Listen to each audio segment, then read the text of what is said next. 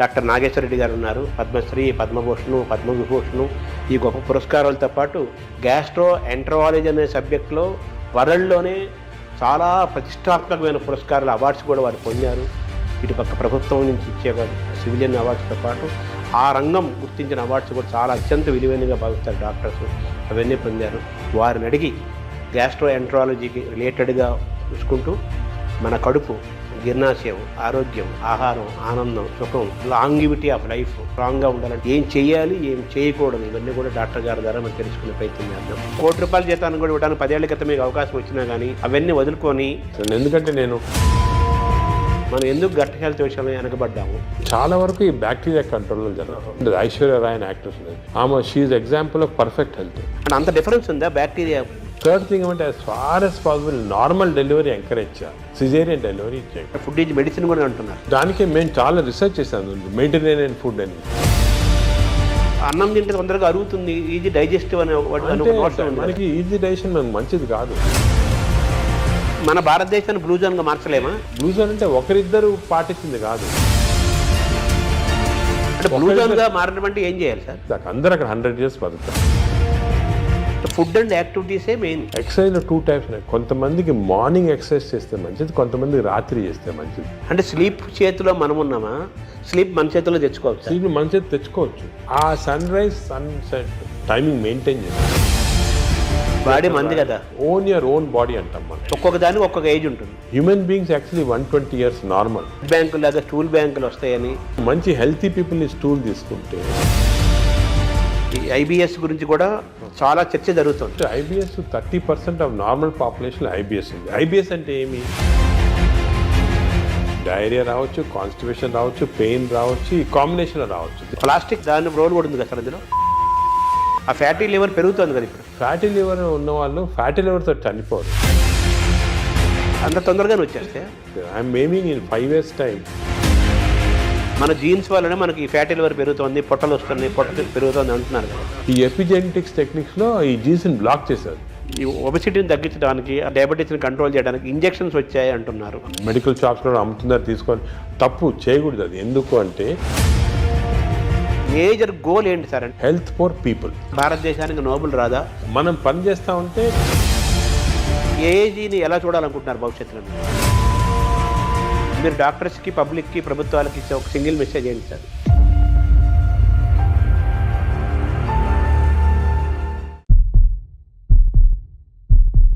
నమస్కారం. మనతో పాటు డాక్టర్ నాగేశ్వర రెడ్డి గారు ఉన్నారు. గ్యాస్ట్రో ఎంటరాలజిస్ట్గా వారు ప్రపంచ ప్రసిద్ధులు. అనేక పరిశోధనలు చేశారు, చేస్తున్నారు. కొత్తదనం కోసం ఎప్పుడు వారు వెంపర్లాడుతుంటారు. అంటే రీసెర్చ్, పరిశోధన జరగాలి, డాక్టర్లు అప్డేట్ అవ్వాలి. అలాగే ప్రజలకి, సామాన్యులకు కూడా వైద్యం ఏమిస్తోంది, వైద్యంలో జరుగుతున్న పరిశోధనలు ఏంటి, ఏమేమి అందుబాటులో ఉన్నాయి, ఇవన్నీ తెలుసుకుంటూ మన ఆరోగ్యాన్ని ఏ విధంగా కాపాడుకోవాలి, అనారోగ్యానికి ఎలా దూరంగా ఉండాలి, చిన్న చిన్న మార్పులతో కూడా మనం ఆరోగ్యాన్ని ఎలా మనం చేసుకోవచ్చు, ఇవన్నీ కూడా ఒక బాధ్యతాయుతమైన డాక్టర్గా వారి కెరీర్ని ప్రారంభించి ఈరోజు ప్రపంచ ప్రఖ్యాతి తీసుకొచ్చి గ్యాస్ట్రో ఎంటరాలజీలు అనే సబ్జెక్ట్లో వాళ్ళు టాప్లో ఉన్నారు. నాగేశ్వర రెడ్డి గారు పద్మశ్రీ, పద్మభూషణ్, పద్మవిభూషణ్ ఈ గొప్ప పురస్కారాలతో పాటు గ్యాస్ట్రో ఎంటరాలజీ అనే సబ్జెక్టులో వరల్డ్లోనే చాలా ప్రతిష్టాత్మకమైన పురస్కారాలు, అవార్డ్స్ కూడా వారు పొందారు. ఇటుపక్క ప్రభుత్వం నుంచి ఇచ్చే సివిలియన్ అవార్డ్స్తో పాటు ఆ రంగం గుర్తించిన అవార్డ్స్ కూడా చాలా అత్యంత విలువైనగా భావిస్తారు డాక్టర్స్. అవన్నీ పొందారు. వారిని అడిగి గ్యాస్ట్రో ఎంటరాలజీకి రిలేటెడ్గా చూసుకుంటూ మన కడుపు, జీర్ణాశయం, ఆరోగ్యం, ఆహారం, ఆనందం, సుఖం, అలాగే లాంగివిటీ ఆఫ్ లైఫ్ స్ట్రాంగ్గా ఉండాలంటే ఏం చేయాలి, ఏం చేయాలి, ఏం చేయకూడదు, ఇవన్నీ కూడా డాక్టర్ గారి ద్వారా మనం తెలుసుకునే ప్రయత్నం చేద్దాం. నమస్కారం డాక్టర్ గారు. నమస్కారం శర్మ గారు. మామూలుగా మీరు ఆ వృత్తికి చాలా గొప్ప విలువని, గౌరవాన్ని తీసుకొచ్చారు. అదే అప్పుచ్చేవాడు వైద్యుడు అని మామూలుగా మనం చిన్నప్పుడు చదువుకునేవాళ్ళం. సో ఆ వైద్యుడికి అంత స్థానం ఉంది. సరే, నెగిటివ్ పక్కన పెట్టేస్తే మీలాంటి వాళ్ళ వల్ల మళ్ళీ డాక్టర్లు ఇంత సర్వీస్ ఓరియంటెడ్గా ఉంటారు, ఇంత పబ్లిక్ ఇంట్రెస్ట్తో ఉంటారు, ఇన్ని రీసెర్చ్ చేస్తారు. ఆ వైద్యానికి, ఆ రంగానికి, అలాగే ఆ రాష్ట్రానికి, ఆ దేశానికి కూడా గొప్ప పేరు తీసుకొస్తారని మీలాంటి వాళ్ళ వల్ల మళ్ళీ ఆ వృత్తి యొక్క గౌరవాన్ని మీలాంటి వాళ్ళు కాపాడుతున్నారు. రీసెంట్గా పద్మవిభూషణ్ కూడా వచ్చింది. సో మీకు ముందుగా తెలుగు వారందరి తరపున మీకు అభినందనలు, పబ్లిక్ తరపున మీకు కృతజ్ఞతలు కూడా తెలియజేయాలి. సార్ ఇప్పుడు బాగా వినపడే మాట, అన్ని డాక్టర్లు, వాడు కార్డియాలజిస్ట్ అయినా, నెఫ్రాలజిస్ట్ అయినా, న్యూరాలజిస్ట్ అయినా లైఫ్ స్టైల్ మాట్లాడుతున్నారు. ఫస్ట్ లైఫ్ స్టైల్ అంటున్నారు, తర్వాత గట్ హెల్త్ అంటున్నారు. గట్ హెల్త్, మైక్రోబయాము, దీని గురించే మాట్లాడుతున్నారు కదా. ఏంటి సార్ ఈ గట్ హెల్త్?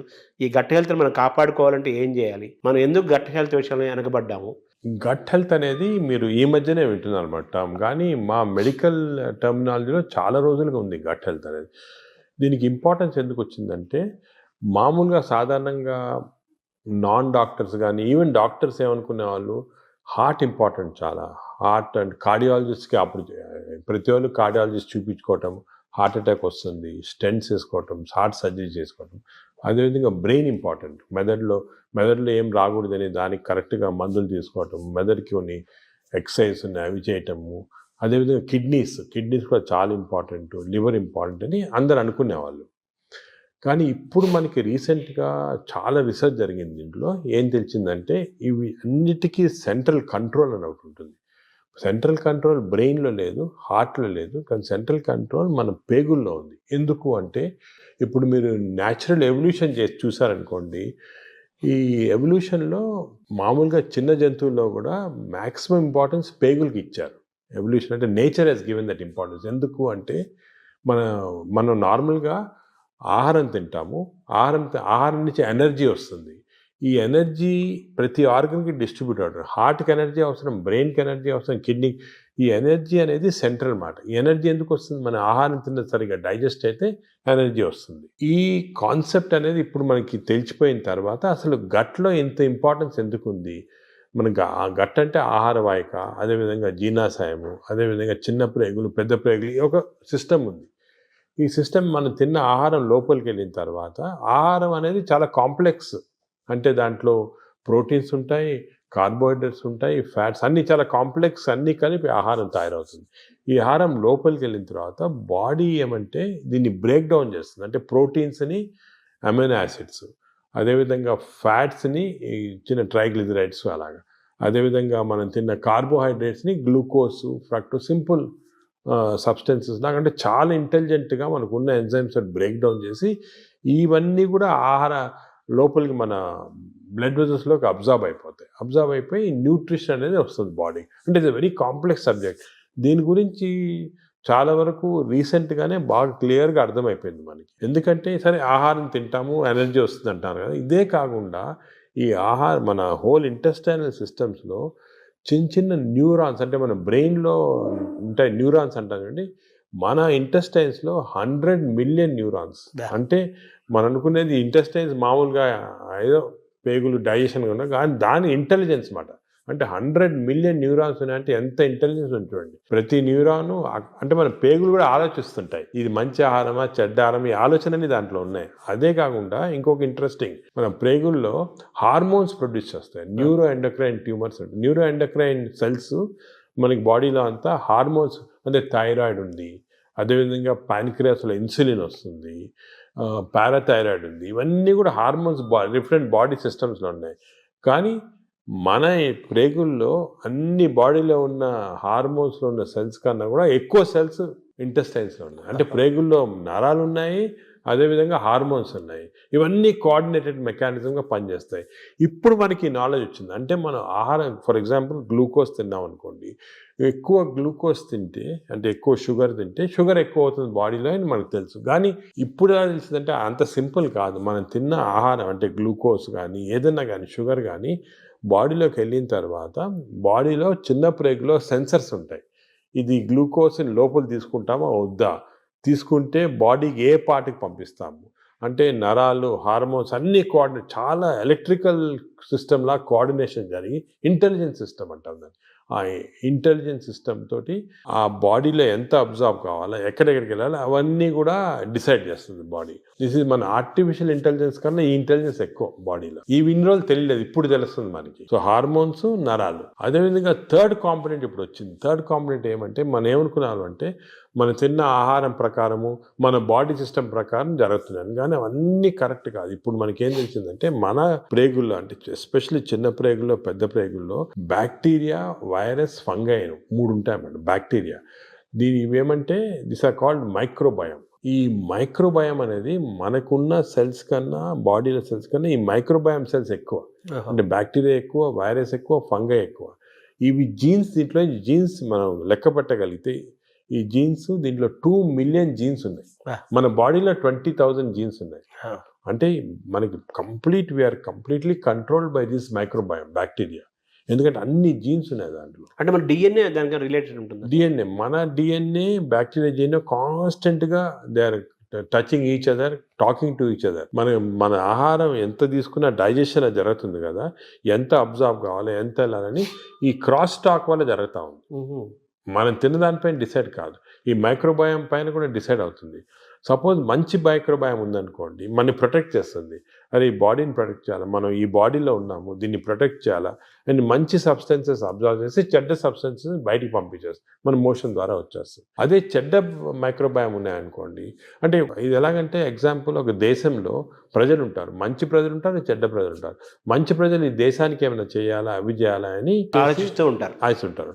అదే చెడ్డ ప్రజలు టెర్రరిస్ట్ ఎలా దీన్ని డిస్ట్రాయ్ చేస్తాము అని. మన బ్యాక్టీరియా కూడా బాడీలో అలాగే, మంచి ప్రజలు చెడ్డ ప్రజలు ఉన్నట్టు మంచి బ్యాక్టీరియా చెడ్డ bacteria, good bacteria bad bacteria. ఈ బ్యాడ్ బ్యాక్టీరియా ఎప్పుడు ఇలా బాడీని ఎలా డిస్ట్రాయ్ చేస్తాము, ఈ బాడీలో షుగర్ ఎలా ప్రొడ్యూస్ చేస్తాము, ఈ బాడీకి హార్ట్ ఎలాగ చెడిపేస్తాము, ఈ బాడీకి బ్రెయిన్ ఎలా చెడిపేస్తాము కాన్స్టెంట్గా ఉంటాయి. So there is a constant big battle మన ప్రేగుల్లో. బ్యాడ్ బ్యాక్టీరియా గుడ్ బ్యాక్టీరియాకి ఇప్పుడు వార్ జరుగుతూ ఉంది లోపల. పెద్ద సైన్యం ఉంది. అంటే మిలియన్స్ మన అంత పెద్ద సైన్యం ఉంది. మనకి గుడ్ బ్యాక్టీరియా గెలిస్తే మనకి మంచిది బాడీకి. సో ఈ heart attacks, brain strokes, kidney damage ఇవన్నీ కూడా కొంతవరకు మనం అనుకున్నట్టు ఫిజియాలజీ ప్రకారం జరుగుతుంది, కానీ చాలా వరకు ఈ బ్యాక్టీరియా కంట్రోల్లో జరుగుతుంది. మనం తెలిసిపోయింది ఇప్పుడు. దానికే మనం చూస్తుంటే కొంతమంది అది ఏదంటే తింటారు, నాకేం జబ్బులు రావంటారు. ఫర్ ఎగ్జాంపుల్, ఫేమస్ ఎగ్జాంపుల్ మనకి ఒక యాక్ట్రెస్ ఉండేది, ఐశ్వర్య రాయ్ అని యాక్ట్రెస్ ఉండేది. ఆమె she example of perfect health. అందరు అడిగేవాళ్ళు మీరు ఏం చేస్తారు, ఎక్సర్సైజ్ ఏం తింటారు, ఆమె ఏం లేదండి, ఏం చేయటం లేదు, మన న్యాచురల్ బాడీ. అప్పుడు ఊరికనే అందరు ఎలాగ natural, this is a natural. అంటే మన మంచి బ్యాక్టీరియా ఉంటే బాడీ గ్లో వస్తుంది, స్కిన్ గ్లో వస్తుంది, అదేవిధంగా షుగర్ కంట్రోల్లో ఉంటుంది. సో ఇది ఫండమెంటల్గా ఇది తెలిసిపోయింది ఇప్పుడు మనకి. సో మోస్ట్ ఇంపార్టెంట్ ఇప్పుడు ప్రజలు అడిగేది ఏమంటే ఎలాగ, how to have good bacteria, how to avoid bad bacteria, ఇది అనేది ఫండమెంటల్ క్వశ్చన్ వచ్చింది మనకి. దీని గురించి చాలా రీసెర్చ్ జరుగుతుంది. ఇంకో ఫండమెంటల్ క్వశ్చన్ మా వాళ్ళు చాలామంది నన్ను అడుగుతుంటారు, అది ఇన్ని సంవత్సరాలుగా మనం చూస్తున్నాం కదా, ఇది ఎందుకు తెలియదు, ఈ నాలెడ్జ్ ఎందుకు లేదు, ఈ బ్యాక్టీరియా గురించి ఇప్పుడే 2-3 సంవత్సరాలుగా మాట్లాడుతున్నారు అందరూ, మీరు కూడా 2-3 సంవత్సరాలుగా ఎందుకు తెలియలేదంటే ఈ బ్యాక్టీరియా అనేది లోపల ఉంటాయి కదా, దీన్ని తీసి కల్చర్ చేసి స్టడీ చేసే టెక్నిక్స్ మన దగ్గర లేవు ఇన్ని రోజులు. గత 3-4 సంవత్సరాలుగా మెటాజీనోమిక్స్ అని కొత్త టెక్నాలజీ వచ్చింది. అంటే ఈ బ్యాక్టీరియా తీసి మనం జీనోమిక్ స్టడీస్ చేసి ఏ బ్యాక్టీరియా ఎన్ని ఉన్నాయి అవన్నీ కూడా జస్ట్ 2-3 ఇయర్స్గానే నాలెడ్జ్ వచ్చింది. దానివల్ల మనకు అంతా ఇప్పుడు తెలిసింది. That's why you're so excited about this knowledge. ఎందుకంటే ఈ కొత్త నాలెడ్జ్ ఇప్పుడు వచ్చింది కదా, ఇవన్నీ క్లారిఫై అయిపోతున్నాయి పాయింట్స్. మెటాజీనోమిక్స్ మేము మా హాస్పిటల్లో పెద్ద ల్యాబ్స్ పెట్టాము, మెటబాలోమిక్స్, దాని తర్వాత మెటాజీనోమిక్స్, మైక్రోబయామ్ ల్యాబ్ అని స్టార్ట్ చేసి ఇవన్నీ స్టడీ చేస్తున్నాం. అంటే ఈ మైక్రోబయామ్స్ ఉన్నాయి కదా, అవి కూడా దే ఆర్ ప్రొడ్యూసింగ్ సబ్స్టెన్సెస్, ఈ అన్ని మెటబోలైట్స్ అంటారు. దాని స్టడీకి మెటబాలామిక్స్. మేము we're started a mass spectroscopy అని ఒక పెద్ద ఇన్స్ట్రుమెంట్, అది తీసుకొని స్టడీ చేస్తున్నాం ఏ బ్యాక్టీరియా ఏది ప్రొడ్యూస్ చేస్తుంది మన బాడీలో. For example, there is a chemical called TMAO. ఈ TMAO ప్రొడ్యూస్ చేసే బ్యాక్టీరియా ఎక్కువైతే ఆ ఎక్కువ సబ్స్టెన్స్ వెళ్ళి హార్ట్ అటాక్స్ ఇస్తుంది. So heart attack is not because of any clogging and all, is because of TMAO. So ఈ బ్యాక్టీరియా ఎలిమినేట్ చేస్తే మనకి ఛాన్స్ తగ్గిపోతుంది హార్ట్ అటాక్. అదేవిధంగా బ్రెయిన్లో 2 సబ్స్టెన్సెస్ చాలా ఇంపార్టెంట్, డోపమిన్ అండ్ సెరటోనిన్. ఈ 2 కెమికల్స్ ఆర్ వెరీ ఇంపార్టెంట్. వాటి యొక్క చర్యలు ఏంటి సార్? ఇవి ఏం చేస్తాయి, డోపమిన్ ఈ బ్లడ్లో నుంచి బ్రెయిన్కి వెళ్ళిపోయి బ్రెయిన్ని స్టిమ్యులేట్ చేసి మనం మంచి థింకింగ్, స్మార్ట్ థింకింగ్, డల్నెస్ తగ్గించేస్తాయి, డిప్రెషన్ తగ్గించేస్తాయి. ఇవన్నీ కెమికల్స్ చేస్తామండి బ్రెయిన్లో. ఇంతకుముందు మనము కొంతమంది ఆర్టిఫిషియల్గా తీసుకునేవాళ్ళు, కానీ అది మంచిది కాదు. ఇంతకుముందు ఏమనుకున్నామంటే ఫుడ్, ఫర్ ఎగ్జాంపుల్ ఆల్మండ్స్ తింటే మంచిది, దాంట్లో సెరటోనిన్ ఇంక్రీజ్ అవుతాయని అనుకునేవాళ్ళు. కానీ ఈ ఫుడ్ డైరెక్ట్గా దానివల్ల కాదు.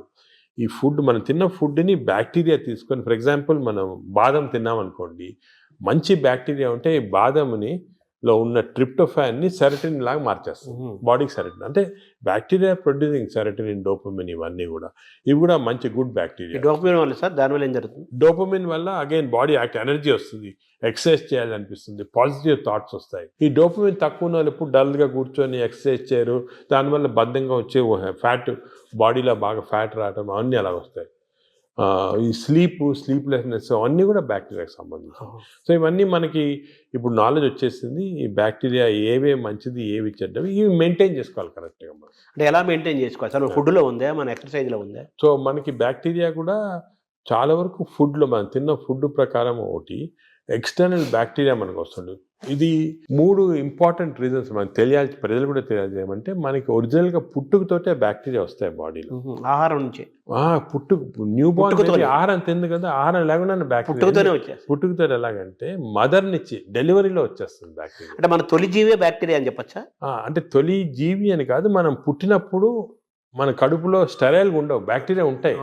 ఎందుకు అంటే ఈ ఒకటి మన మదర్ ప్లసెంటా ఉంటుంది కదా లోపల, బర్త్ ప్లసెంటాలో కొంతవరకు బ్యాక్టీరియా వెళ్ళిపోతాయి.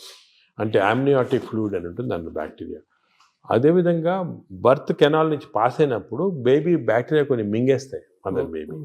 దానికే మేము చాలా రీసెర్చ్ జరిగింది దీని గురించి. ఏం కనుక్కున్నామంటే, మనకి suppose baby is born natural birth, antibiotics వాడలేదు 6 months, మదర్స్ మిల్క్ ఇచ్చామనుకోండి, మదర్స్ మిల్క్ 6 months వాడితే మంచి బ్యాక్టీరియా ఉంటాయి పుట్టుకతోటి.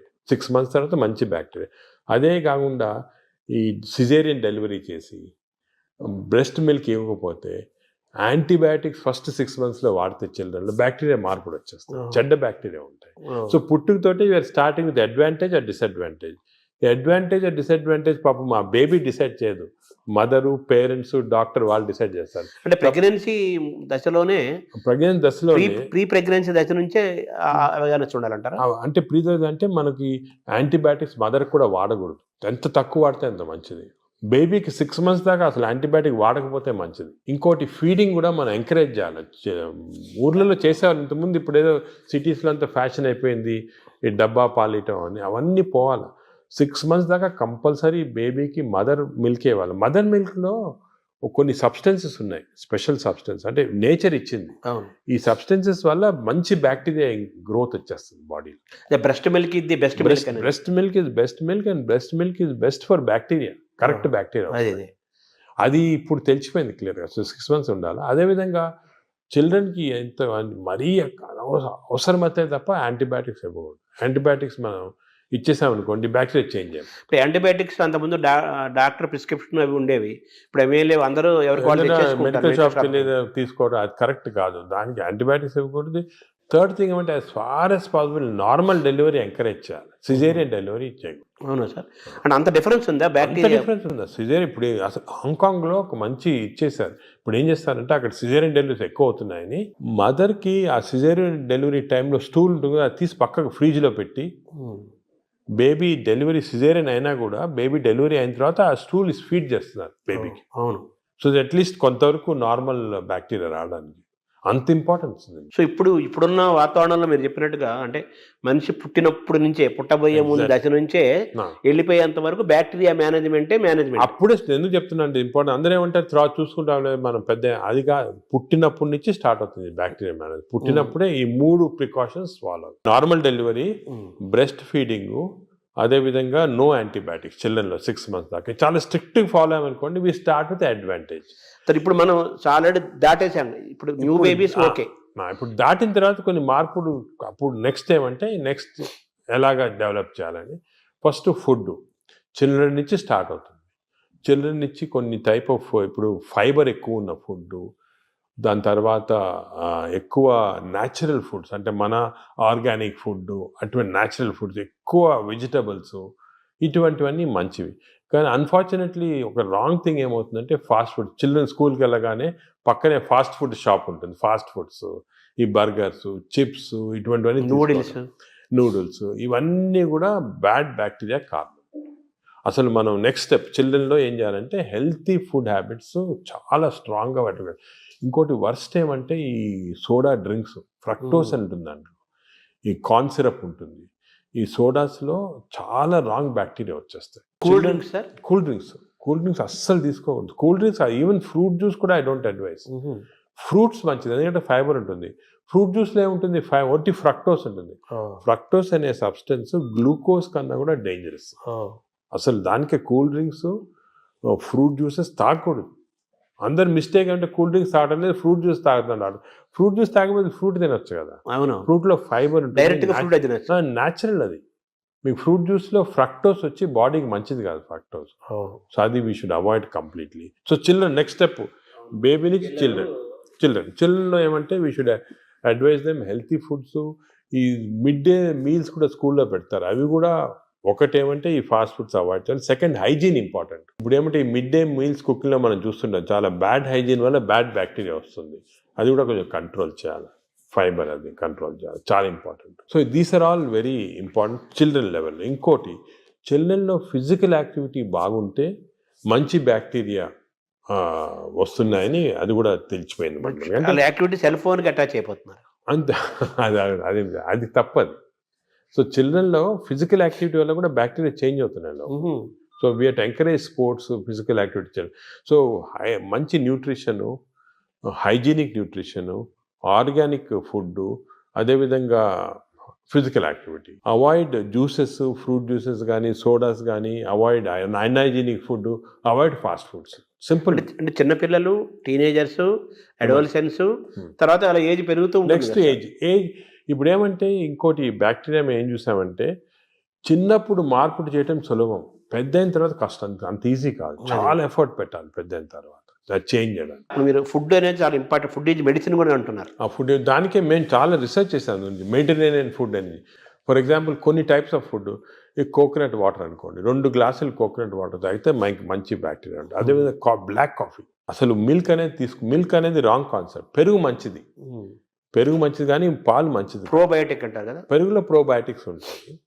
ప్రోబయోటిక్స్ జనరల్, పాలు మంచిది కాదు. ఎందుకంటే మనం వేరే స్పీసీస్ పాలు తాగుతున్నాం.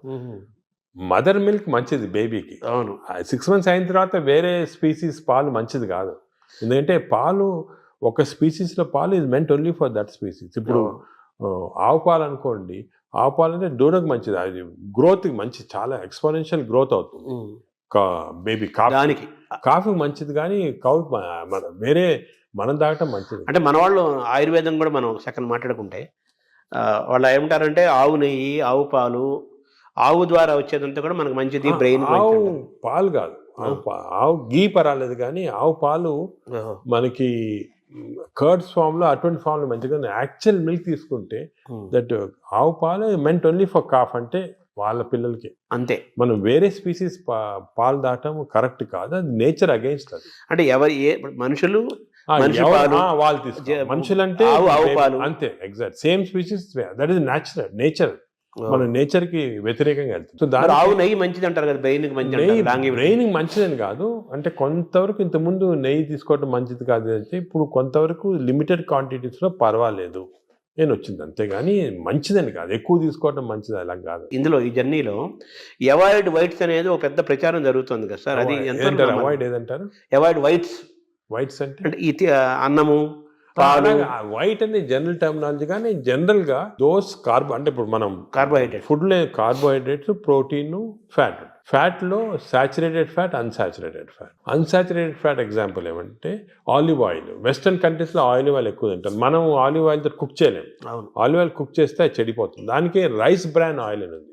Rice bran oil is equal to olive oil, unsaturated fatty acid ఎక్కువ. Saturated fatty acids or hydrogenated fats ఏమంటే వనస్పతి, కొంతవరకు గీ, అవి మంచిది కాదు. కొంతవరకు మన కౌ గీ అంటే ఆవుది వచ్చిన గీ కొంతవరకు పర్వాలేదు, ఎక్కువ మంచిది కాదు. అన్నం కూడా తినొద్దు అంటున్నారు కదా వైట్స్ లో, అది ఫ్యాట్స్ పార్ట్. సో ఎక్కువ అన్సాచురేటెడ్ ఫ్యాటీ యాసిడ్స్ అవి మంచిది. హైడ్రోజనేటెడ్ ఫ్యాటీ యాసిడ్స్ వనస్పతి లాంటిది అవి మంచిది కాదు. నా సెకండ్ ఏమంటే కమింగ్ టు కార్బోహైడ్రేట్స్లో సింపుల్ కార్బోహైడ్రేట్స్, కాంప్లెక్స్ కార్బోహైడ్రేట్స్ ఉంటాయి. సింపుల్ కార్బోహైడ్రేట్స్ అంటే ఏమి, రైసు ఇటువంటివి. ఏమంటే సింపుల్, దీంట్లో ఎక్కువ ఫైబర్ ఉండదు, మనం తింటే గ్లూకోజ్ ఇమ్మీడియట్గా బాడీలో అబ్జర్వ్ అయిపోయి మంచిది కాదు. లోపల బ్యాక్టీరియా కూడా అవి కూడా లేజీ అయిపోతాయి, ఎక్కువ పని లేదు దానికి. రైస్ ఇచ్చామనుకోండి, గ్లూకోజ్ తీసి బాడీకి పంపించేసి డ్రౌజినెస్. వేరే సేమ్ కాంప్లెక్స్ కార్బోహైడ్రేట్స్ మిల్లెట్స్ ఉంటాయి. ఎగ్జాంపుల్ మిల్లెట్స్ అనుకోండి, దాంట్లో చాలా ఫైబర్ ఉంటుంది, గ్లూకోజ్ ఆ ఫైబర్ మధ్యలో ఉంటుంది, దాన్ని ఎక్స్ట్రాక్ట్ చేయాలంటే అంత ఈజీ కాదు, బ్యాక్టీరియా కూడా కొంచెం పనిచేయాలి దానికి. అంటే ఒకప్పుడు మనం రాగులు, సజ్జలు, మంచి జొన్నలు, ఆరికలు, కొర్రలు, రాగులు కానీ మంచిది, ఈ సొరగము అవన్నీ కూడా, అంటే మిల్లెట్స్ ఆర్ వెరీ గుడ్. ఇవి మనం రియలైజింగ్ నా ఎక్కువ మిల్లెట్స్ తింటే మంచిది అది. సో దీస్ కార్బోహైడ్రేట్స్లో మిల్లెట్స్ ఎక్కువ కాన్సన్ట్రేట్ చేసేసి polished, especially polished rice avoid చేయాలి. అంటే మామూలుగా అన్నము కంపారిటివ్ గా అన్నం తింటే తొందరగా అరుగుతుంది, ఈజీ డైజెస్టివ్ అనే మనకి ఈజీ డైజెషన్ మనకు మంచిది కాదు. మనకి ఈజీ డైజెషన్ అంటే పేషెంట్స్కి, బాగా వీక్ ఉన్న వాళ్ళకి అవసరం, కానీ మనకి normal human being complex digestion మంచిది. ఎందుకంటే కాంప్లెక్స్ డైజెషన్లో ఫైబర్, దీన్ని గ్లైసిమిక్ ఇండెక్స్ అంటారు, ఒక టర్మినాలజీ పబ్లిక్ కూడా తెలియాలి. గ్లైసిమిక్ ఇండెక్స్ అంటే ఏమంటే, మన ఆహారం తిన్నామంటే మన బ్లడ్ షుగర్ లెవెల్ ఎంత ఇంక్రీజ్ అవుతుంది. సో గ్లైసిమిక్ ఇండెక్స్ ఒక ఫుడ్ ఎక్కువ ఉంది అంటే డైజెషన్ కావచ్చు, కానీ ఆ గ్లైసిమిక్ ఇండెక్స్ ఎక్కువ కావటం వల్ల గ్లూకోజ్ ఎక్కువే మంచిది కాదు బాడీకి. సో రైస్కి, షుగర్కి మ్యాక్సిమం గ్లైసిమిక్ ఇండెక్స్, ఎందుకంటే షుగర్ తినడానికి ఇమీడియట్ గ్లూకోజ్ ఎక్కువ అవుతుంది, రైస్ తినడానికి కొంతవరకు అవుతుంది. కానీ కాంప్లెక్స్ కార్బోహైడ్రేట్స్ మిల్లెట్స్ అయితే గ్లైసిమిక్ ఇండెక్స్ తక్కువ. కొన్ని ఉన్నాయి బీన్స్, మన చిక్కుడుకాయ, ఇది కిడ్నీ బీన్స్ అంటారు అవి, అవన్నీ రాజ్మా, ఇవన్నీ గ్లైసిమిక్ ఇండెక్స్ తక్కువ. అవి కూడా కార్బోహైడ్రేట్స్, గ్లైసిమిక్ ఇండెక్స్ తక్కువ. అంటే అవి తింటే దాంట్లో ఫైబర్ నుంచి గ్లూకోజ్ బయటికి లాగాల, బ్యాక్టీరియా పనిచేయాలి, అన్ని చేసి స్లోగా గ్లూకోజ్ ఇంక్రీజ్ అవుతుంది. సో దట్ ఈస్ నాట్, అది మంచిది. లో గ్లైసిమిక్ ఇండెక్స్ అంటే మంచిది. సో ఇది కార్బోహైడ్రేట్స్. సో అరుగుదల, రైస్ తింటే మంచిది అరగటం అనేది మంచిది కాదు, తొందర అరగకూడదు, డిలే కాదు. థర్డ్ ఆస్పెక్ట్ ప్రోటీన్లో మనకి యానిమల్ ప్రోటీన్, వెజిటబుల్ ప్రోటీన్ అంటే ఈ స్ప్రౌట్స్, దాల్స్, ఇవన్నీ వెజిటబుల్ ప్రోటీన్. యానిమల్ ప్రోటీన్లో కొన్ని మంచి ఉంది, చెడు ఉంది. Animal protein high quality protein, for example eggs అనుకోండి, మంచిది యానిమల్ ప్రోటీన్. అదేవిధంగా కొంతవరకు ఫిష్ మంచి ప్రోటీన్, అంటే దాంట్లో ఎక్కువ ఫ్యాట్ లేదు. కానీ ఇప్పుడు రెడ్ మీట్ అనుకోండి, దాంట్లో సాచురేటెడ్ ఫ్యాట్ ఎక్కువ, అది మంచిది కాదు. అసలు రెడ్ మీట్ అనేది తినకూడదు అసలు. ఈ రెడ్ మీట్ వల్ల మనకి బాడీ హార్మ్ కాకుండా ఈ బాడీలో క్యాన్సర్స్ రావటము, కోలన్ క్యాన్సర్స్ వెస్టర్న్ కంట్రీలో చాలా ఎక్కువ పాలిప్స్ అది రెడ్ మీట్ వల్ల. So red meat complete avoid చేస్తేనే బెటర్. సో ఇవి కొన్ని జనరల్ ప్రిన్సిపల్స్ మాట. దీంట్లో స్పెసిఫిక్గా మేము ఈచ్ పేషెంట్కి అడ్వైస్ చేస్తుంటాం. ఎందుకంటే ఇవి ఇంపార్టెన్స్ ఎందుకు వచ్చిందంటే వాటికంటే, మన ప్రపంచంలో 5 బ్లూ జోన్స్ అని ఉన్నాయి. బ్లూ జోన్స్ అంటారు దాన్ని, బ్లూ జోన్స్. ఈ 5 బ్లూ జోన్స్లో ఫర్ ఎగ్జాంపుల్ సార్డినియా అని ఇటలీలో ఉంది, అదేవిధంగా లైమలోండా అని అంటే ఒక్కనవా అని జపాన్లో ఉంది. ఈ 5 బ్లూ జోన్స్లో ఏమంటే people are living for very long period. ఈ బ్లూ జోన్స్, అవి బ్లూ జోన్స్ అంటారు. అంటే కొన్ని వరల్డ్లో 5 బ్లూ జోన్స్లో people are living mainly 100 years దాకా. అందరు అక్కడ 100 years బతుకుతారు. లాంగివిటీ ఒకటి, హెల్తీగా ఉన్నారు అందరు. డయాబెటీస్ తక్కువ, హైపర్ టెన్షన్ తక్కువ, హార్ట్ డిసీజ్. ఎందుకు అని చాలామంది రీసెర్చ్ చేసి చూస్తే మెయిన్గా వాళ్ళ 2 diet habits, second physical activity. They are all very active physically. 100 years అయినా కూడా వాడు వాక్స్కి వెళ్తుంటారు, ఇది చేస్తారు, గార్డెనింగ్ చేస్తారు, సైకిల్తో కూడా వెళ్ళిపోతారు. మెంటలీ బాగా యాక్టివ్ ఉంటారు. డయట్ వాళ్ళది మెడిటరేనియన్ డయట్ అని ఎక్కువ తింటారు. ఇది మెడిటరేనియన్ అంటే olive oil, nuts, vegetables, fresh fruits, fish. Food and యాక్టివిటీసే మెయిన్. ఫుడ్, ఇటువంటి ఫుడ్ అంటే మన బాడీకి ఎక్కువ స్ట్రెయిన్ లేకుండా మంచి ఫుడ్. ఇవి మేము యాక్చువల్లీ మా దాంట్లో రీసెర్చ్ చేసి ఇటువంటి ఫుడ్, ఆలివ్ ఆయిల్ మనం తినలేము, దెన్ ఇవి కన్వర్టెడ్ ఇటు ఇండో మెడిటరేనియన్ డయట్. మా వెబ్సైట్లో దొరుకుతుంది, మీకు 400 రెసిపీస్ ఉన్నాయి. అంటే మెడిటరేనియన్ దోశ ఎలా చేయాలా, మెడిటరేనియన్ ఇడ్లీ ఎలా ఉంటుంది, వేరేగా ఉంటుంది మన దాంట్లో. మన ఇడ్లీ అనుకోండి రిఫైన్డ్ కార్బోహైడ్రేట్, అది తింటే గ్లూకోజ్ తక్కువ ఇంక్రీజ్, మంచిది కాదు. మెడిటరేనియన్ ఇడ్లీ తింటే అలా కాదు, స్లోగా డైజెస్ట్ అయ్యి బాడీకి మంచిది. సో ఏమంటే, అంటే మామూలుగా అందరికి ఉన్న నోషన్ ఏంటంటే తొందరగా అరిగేది మంచి ఫుడ్ అని, తర్వాత మన బాడీ చాలా బాగా పనిచేస్తుంది అని ఫీలింగ్లో ఉంటారు. తప్పు. అదే ఐ వాంట్ వినండి, అసలు అరుగుదల స్లోగా అరిగేది మంచిది. Body has to work for digestion. బాడీలో స్లోగా గ్లూకోజ్ రావాలా. పేషెంట్స్కే మనకి వి వాంట్ క్విక్ డైజెషన్ ఉంటుంది, మన నార్మల్ పీపుల్కి అది మంచిది కాదు. సార్, ఈ ప్రోటీన్ గురించి మీరు చెప్పారు కదా, ఫిష్, ఎగ్స్ ఇవి చెప్పారు. ఇదంతా నాన్ వెజిటేరియన్ వాళ్ళకి ఎక్కడ? వెజిటేరియన్ వాళ్ళకి ప్రోటీన్స్ చాలా. అసలు వెజిటేరియన్ ప్రోటీన్ మంచి ప్రోటీను, దాల్, స్ప్రౌట్స్, ఆల్ లెంటిల్స్లో ప్రోటీన్స్ ఉంటాయి. ఈ బీన్స్, ఇటువంటి దాంట్లో కూడా పెసర మంచిది. ఇప్పుడు దోశ బదులు పెసరట్టు తినండి, మంచిది. మన పెసరట్టు మంచిది చాలా. మీరు ఒక 2 రోజులు దోశలు, ఇడ్లీలు ఆపేసి పెసరట్టు తినండి, మంచిది చాలా. పెసరట్టు మన ట్రెడిషనల్గా చూడండి, పెసరట్టు కోకోనట్ చట్నీ, సాంబారు, అల్లం పచ్చి ఇవన్నీ మంచి అసలు హెల్తీ. అలా తిన్నాం అనుకోండి మనకి మంచి హెల్త్కి మంచిది. సో ఈ western breakfast toast butter egg అన్న బదులు ఇవి మంచి మాట. అంటే మామూలుగా ఈ ప్రపంచం పెద్దది, ఒక్కొక్క ప్రాంతంలో ఒక రకమైన శీతోష్ణ స్థితి, అంటే చలి శీతోష్ణ పరిస్థితుల్లో ఒక్కో ప్రాంతానికి ఒక్కో రకంగా ఉంటాయి, జీన్స్ ఒక్కో రకంగా ఉంటాయి. దీన్ని స్టడీ చేసి కొన్ని వందల వేల సంవత్సరాల క్రితమే ఆయా ప్రాంతాలకి ఈ ఆహారం మన వాళ్ళు డిసైడ్ చేశారు. వందల ఏళ్ల నుంచి మనం అవే ఫాలో అవుతున్నాము కదా. ఇప్పుడు ఇది మారడం లేదు. నేను అనేది ఏమంటే మనం ఏ ప్రాంతంలో ఉన్నామంటే ఆ ప్రాంతము భోజనం ఫుడ్స్ అడాప్ట్ చేయడం మంచిది. అవును, మీరు చెప్పాను కదా, ఫర్ ఎగ్జాంపుల్ పెసరట్టు మన దాంట్లో, అలాగా చాలా చిక్కుడుకాయతో చేస్తారు, లాల్తో చేస్తారు, సాంబారు, ఇటువంటివన్నీ హెల్తీ ఫుడ్స్. ఇవి మనము అదే కంటిన్యూ చేయాలి. బట్ ఏమంటే కొత్తగా వెస్టర్నైజ్ ఫుడ్స్, ఇప్పుడు ఇడ్లీ కూడా మనకి వేరే టైప్స్లో చేయొచ్చు. పురాణాలు వేరే మామూలుగా ప్యూర్ ఇడ్లీ వచ్చింది అనుకోండి, కంప్లీట్ డైజెస్టెడ్, అవన్నీ మోడర్న్. ఇది అది ఆవిరికూడు అనేవాళ్ళు, ఆవిరికూడు అనేవాళ్ళము. అలాగే ఇప్పుడు మనము ఆపం తీసుకోండి, ఆపం కూడా బాగా స్టీమ్డ్, అది మంచి ఇది, అది కేరళ వాడు ఎక్కువ తింటారు, అది తింటారు మన దగ్గర కూడా. సో ఇటువంటివన్నీ ఒరిజినల్ డైట్స్ అని మనం ఫాలో అయ్యి ఈ కొత్త అడిషన్స్ వచ్చాయి చూడండి, అవి మంచిది కాదు. మనం ఏ రీజన్లో ఉంటే ఆ ఆహారం తింటాం. కేరళ అనుకోండి, ఆ కేరళ వాళ్ళు తిన్న ఆహారం అది మంచిది, లోకల్గా వాళ్ళకి ఎక్కడ గ్రో అయిన ఆహారం తింటే అది చాలా మంచిది. మన ఈ వెస్టర్నైజ్ డైట్స్ వచ్చి చాలా ఇచ్చేస్తుంది. ఈ వెస్టర్నైజ్ డైట్స్ కూడా మన డైట్స్కి అడాప్ట్ చేసుకోవాలి. అవి తింటే కూడా మనం ప్యూర్ వెస్టర్నైజ్డ్ మెడిటరేనియన్ డైట్ మనం తినలేము. మన దానికి అడాప్ట్ చేసుకొని తింటే మనకి మంచిది. మన దోశలు వాళ్ళు తింటున్నారు, వాళ్ళ బర్గర్లు పిజ్జాలు మనం తింటున్నాం. అదే మిస్టేక్. ఇప్పుడు మామూలుగా నేను విన్నాను, ఎవరో చెప్పగా విన్నాను, ఈ బ్యాక్టీరియా మైక్రోబయోమ్ ఇంపార్టెంట్ అని చెప్పారు కదా మీరు. ఈ క్రమంలో అసలు మన బ్యాక్టీరియా ఆల్మోస్ట్ మనం కోల్పోయి యూరోపియన్ బ్యాక్టీరియా వచ్చేసింది అంటున్నారు మనలోకి. అది కరెక్ట్. అంటే స్లోగా ఈ వెస్టర్నైజేషన్ వల్ల మనకి మంచి బ్యాక్టీరియా ఉంది, అది పోయి బ్యాడ్ బ్యాక్టీరియా వచ్చి ఓవర్టేక్ చేస్తూ ఉంది. సో మనం ఇప్పుడు అగైన్ దీని గురించి కూడా మేము చాలా రీసెర్చ్ చేస్తున్నాము. We're studying bacteria in different people in different places. మన కుంభమేళా జరిగింది, దాంట్లో చాలా బ్యాక్టీరియల్ స్టడీస్ చేసాము. అలాగే వీఆర్ డన్ మంచి రిజల్ట్స్ పబ్లిష్ చేస్తున్నాము. ఇప్పుడు నేను ప్రకారం మన బ్యాక్టీరియా, మన న్యాచురల్ బ్యాక్టీరియా, మన దేశంలో ఉన్న బ్యాక్టీరియా, మన ప్రాంతాల్లో ఉన్న మంచి బ్యాక్టీరియా, అవి ప్రిజర్వ్ చేసుకోవాలి. అవి చేయడానికి కొన్ని టెక్నిక్స్, కొన్ని మెథడ్స్ అవి ఉన్నాయి. అవి మేము ఇప్పుడు ఇంకోటి ఏం చేస్తున్నామంటే రీసెర్చ్, ఈ ఎక్స్టెన్సివ్ బ్యాక్టీరియా రీసెర్చ్ చేసిన తర్వాత ఏవి మంచి బ్యాక్టీరియా, ఏ చెడ్డి బ్యాక్టీరియా అని కనుక్కున్న తర్వాత, ఈ బ్యాక్టీరియా అనేది మన స్టూల్స్లో ఉంటాయి, కష్టం వేయటం, థెరపీలు ఏమి.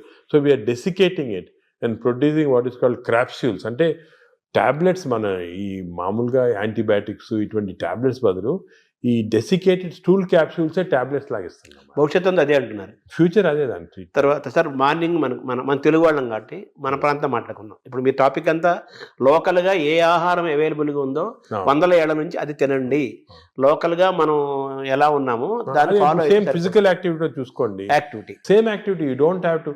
కానీ ఇప్పుడు ఆ ఆఫీస్లో కూర్చోవడం టైం లేకుండా వేరే అడ్వకేటింగ్, సరే ఎక్సర్సైజ్ 1 అవర్ చేయాలా, ఎక్సర్సైజ్ చేయాలా. ఈ ఎక్సర్సైజ్ కూడా ఇంపార్టెన్స్ ఏమంటే, అందరు నేను 1 అవర్ చేస్తున్నా సార్ టైర్డ్ అయిపోతున్నామని అంటుంటారు. ఎక్సర్సైజ్లో 2 టైప్స్ ఉన్నాయి. కొంతమందికి మార్నింగ్ ఎక్సర్సైజ్ చేస్తే మంచిది, కొంతమందికి రాత్రి చేస్తే మంచిది. ఇప్పుడు నేను ఫర్ ఎగ్జాంపుల్ నేను నైట్ చేస్తేనే నాకు ఫ్రెష్ ఉంటుంది. మార్నింగ్ అది ఎలాగంటే బాడీలో లాక్టేట్స్ అని ఉంటాయి.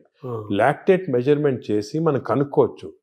లాక్టేట్స్ ఎక్కువ అయిపోయాయి అనుకోండి, అప్పుడు నైట్ చేస్తే బెటర్. మరి ఎక్కువ సంకేతం తెలుస్తుందా? తెలిసిపోతుంది కదా మనకి. ఇప్పుడు బాడీలో ఎక్సర్సైజ్ చేస్తే, అది సింపుల్గా చెప్పాలంటే, సపోజ్ ఎక్సర్సైజ్ చేసామనుకోండి, ఎక్సర్సైజ్ చేసిన తర్వాత మార్నింగ్ ఎక్సర్సైజ్ చేసిన తర్వాత ఫ్రెష్గా ఉండదు, చాలా టైర్డ్ అయిపోయాం అనుకోండి, that means your exercise should be done in the evening. చేసిన తర్వాత ఫ్రెష్గా ఉన్నాం అనుకోండి, you should do in the morning. But సింపుల్గా అది కెమికల్గా కూడా మనం టెస్ట్ చేయొచ్చు. బాడీలో లాక్టేట్స్ తీసుకొని, ఎప్పుడు లాక్టేట్ లెవెల్ చాలా ఎక్కువ అయిపోయింది, ఫర్ ఎగ్జాంపుల్ నాకు పర్సనల్గా చెప్తున్నా కదా, నేను ఎక్సర్సైజ్ ఎవ్రీడే 1.5 hours చేస్తాను విగరస్ ఎక్సర్సైజ్. కానీ ఎక్సర్సైజ్ మార్నింగ్ చేశాను అనుకోండి, I feel dull whole day. అదే నైట్ చేశాను అనుకోండి బాగా ఫ్రెష్ ఉంటుంది నాకు. అది నేను నా లాక్టేజ్ మెజర్మెంట్ చేసి చూసుకున్నాను. అంటే మీరంటే డాక్టర్ కాబట్టి సైంటిఫిక్ గా ఎవరికైనా తెలుసుకుంటారు. మామూలు వాళ్ళు మీరు కూడా ఏం లేదు, ఇప్పుడు ఎక్సర్సైజ్ చేసి మీ బ్లడ్ శాంపుల్ లాక్టేట్ లెవెల్ పంపించారనుకోండి, లాక్టేట్ లెవెల్ మరీ ఎక్కువ ఉంటే మీరు నైట్ చేసుకుంటారు బెటర్. అంటే మన బాడీ సంకేతం ఇస్తుంది కదా, మైండ్ లో కూడా తెలిసిపోతుంది మనకి ఏది ఎక్సర్సైజ్. మీకు కూడా మార్నింగ్ వాక్ చేశారనుకోండి, కానీ ఇంకోటి ఏమంటే ఎక్సర్సైజ్లో ఏదో లీజర్లీ ఫ్రెండ్స్ మాట్లాడుకుంటా కాఫీ తాక్కుంటా ఏదో స్మోక్ చేసుకుంటా వాకింగ్ అది విగ్రెస్గా మినిమం పర్ అవర్ 6 kilometers నడవాలి. Minimum 6 is minimum. అంటే ఐడియల్ 5 kilometers అంటారు కాదు, 6. అదే సెకండ్. అదేవిధంగా ఈ ఎక్సర్సైజే కాకుండా మజిల్స్ చాలా ఇంపార్టెంట్. మనకేం తెలిసిందంటే మన మెటబాలిజము బాడీ నుంచి మజిల్స్ తెప్పిస్తే మంచిది బాడీకి. సో చిన్న మజిల్ ఎక్సర్సైజెస్, హ్యాండ్ ఎక్సర్సైజెస్, ఈ కోర్ ఎక్సర్సైజ్ అంటాం, అంటే బాడీలో ఉన్న అబ్డామిన్ మజిల్స్ కోర్, ఈ కోర్ ఎక్సర్సైజ్ ఇవన్నీ చేసి మన బాడీలో muscle strength plus aerobics strength అంటే అలాగా వీ కెన్ డూ ఈ వాకింగ్, సైక్లింగ్, స్విమ్మింగ్, ఇవన్నీ ఏరోబిక్ ఎక్సర్సైజ్. ఈ రెండు ఈక్వల్ కాంపనెంట్ చేయాలి. మామూలు చాలా మంది ఉట్టి వాక్ చేసి వదిలేస్తారు, అది లీజర్లీ వాక్. రోజు పొద్దున ఒక 2-3 kilometers ఫ్రెండ్స్ నడిచి వచ్చి బాగా బ్రేక్ఫాస్ట్ తిని హ్యాపీ కరెక్ట్ కాదు, తెలియదు అది. So we have to do the correct type of exercise. Morning ఎక్సర్సైజా, ఈవినింగ్ ఎక్సర్సైజా, ఎంత ఎక్సర్సైజ్ చేయాలా, ఏ బాడీకి ఎక్సర్సైజ్ చేయాలా, abdomen and central abdomen exercise, hands muscle, ఇవన్నీ కూడా కరెక్ట్గా అడ్వైస్ తీసుకొని చేయటం బెటర్. అంటే మామూలుగా కార్బోహైడ్రేట్స్, ప్రోటీను, మీటు ఇలా పర్ఫెక్ట్ సంపూర్ణమైన ఆహారం ఎలా ఇంపార్టెంటో మన ఎక్సర్సైజ్ ఫార్మేట్ ఎక్సర్సైజ్ ఎప్పుడు చేయాలి, ఏ ఎక్సర్సైజ్, అవి కూడా చాలా అది నెగ్లెక్ట్ చేస్తాం. వాకింగ్, ఏరోబిక్స్, ఇవన్నీ ఎక్సర్సైజ్ కాంబినేషన్ చేయాలి. ఇప్పుడు థర్డ్ కాంపోనెంట్ గట్ హెల్త్ కి స్లీప్. స్లీప్ గురించి చాలా మిస్ నామర్స్ ఉన్నాయి. అంటే చాలా మంది బిజీ వాళ్ళు, ఇప్పుడు నేను కూడా మొట్టమొదట ఇది కూడా మిస్టేక్స్ చేసేవాళ్ళము.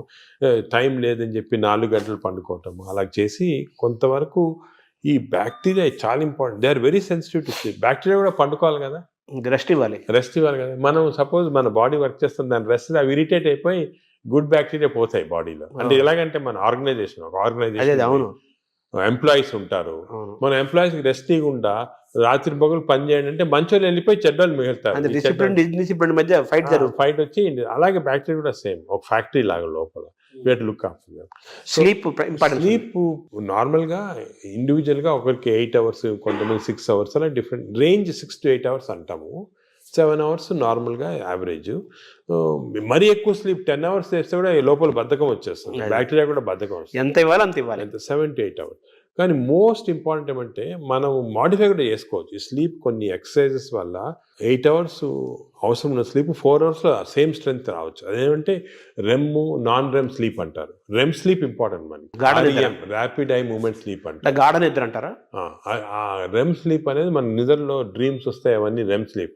ఈ రెమ్ స్లీప్ మనం if are able to condense to 4 hours we can get. ఇది కూడా ఒక టెక్నిక్, ట్రైనింగ్, అంటే ఇది ఒక సెపరేట్ సబ్జెక్ట్, చాలా టైం పడుతుంది. స్లీప్ హైజీన్ అంటారు కదా, sleep hygiene, sleep training, sleep technique, ఇవన్నీ ఉన్నాయి.